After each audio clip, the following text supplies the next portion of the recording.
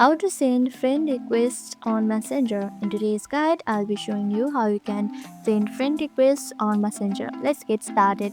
First, open Messenger application on your device. Now once you are in, tap on this menu icon right here. Now here you can see friend requests. Tap on friend requests. Now you can see your friend request right here. But in order to add the friend, you can see in people you may know. You can see it's right here. Now tap on see more in order to see only the friends you may know.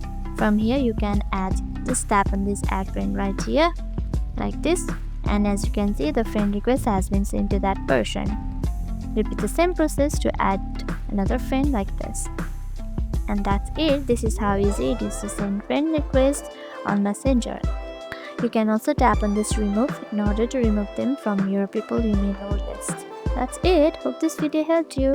If you did, make sure to give this video a thumbs up and subscribe for more tips and tutorials. Thank you for watching.